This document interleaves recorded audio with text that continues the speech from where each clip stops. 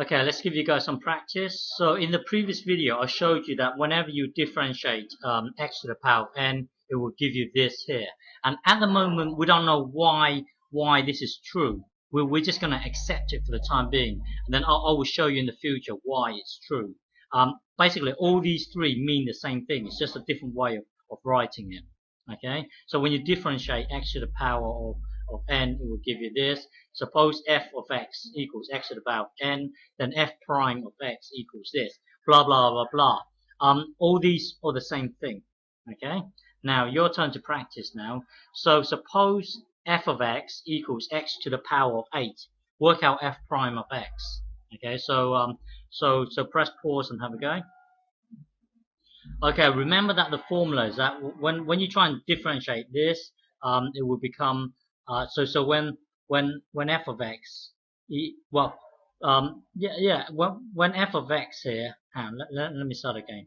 When f of x equals x to the power of n, so f prime of x equals nx, and then this n minus 1.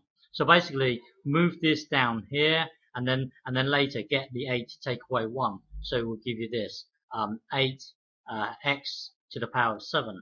So f prime equals x 8x to the power of 7. Okay, next one here. Okay, suppose y equals x to the power of 5. Work out dy by dx. And by the way, you could sketch this.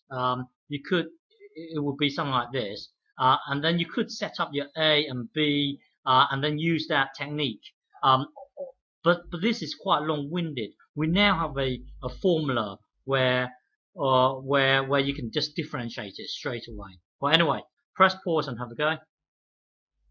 Okay, so to do this here, this then becomes 5x to the power of 4. Okay, and if you were to do it using the other technique where you have points A and B, and then take the limit as h tends to 0, you will still get to this, but it's very long-winded. This is much quicker, where you just anyway, the answer is 5x to the power of 4. Okay, next question here. Okay, suppose y equals x. Work out dy by dx. So press pause and have a go. Okay, so here you could visualize it like this. You can visualize it as this, x to the power of 1. So x is x to the power of 1. So take the 1 down here. So that will be 1.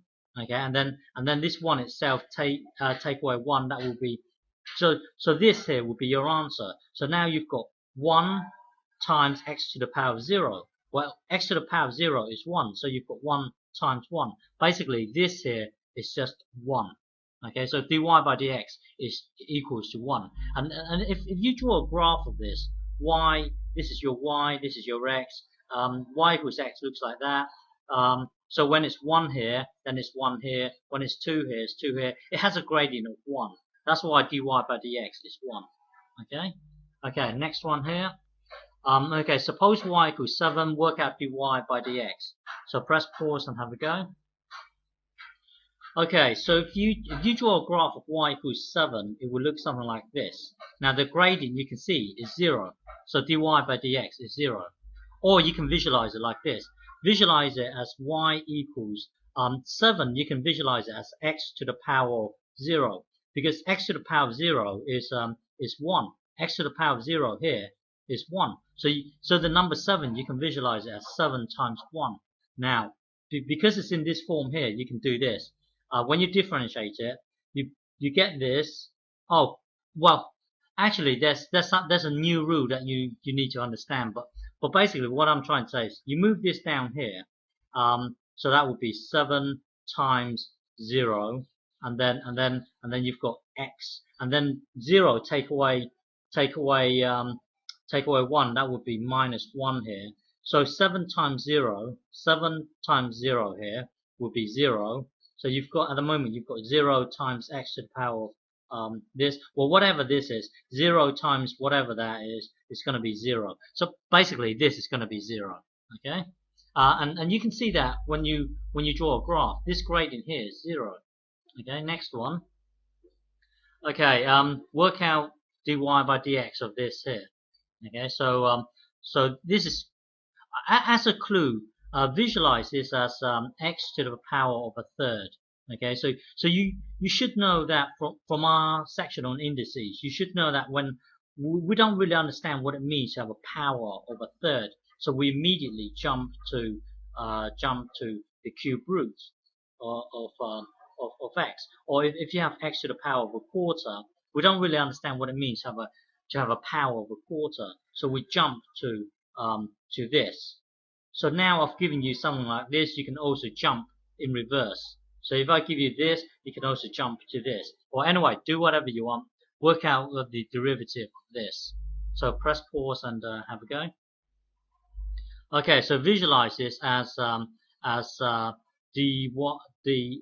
visualize as this x to the power of a third. So that then becomes take this third down here.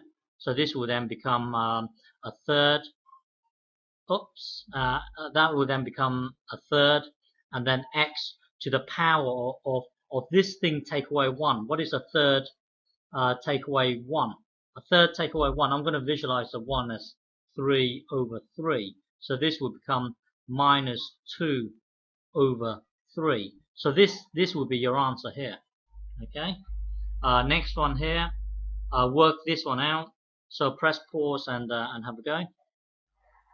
Okay. Who cares what this is? We're just going to take this down here. So it's going to be 5 over 7 x to the power of 5 over 7. Take away 7 over 7. Don't forget this number. We're going to take away 1.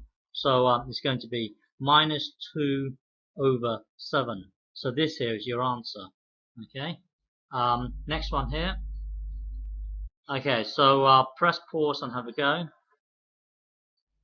Okay, this one here, it will be 5.8427x to the power of, well, just get this number, take away 1. So it'll be 4.8427. So this here's your answer. Okay.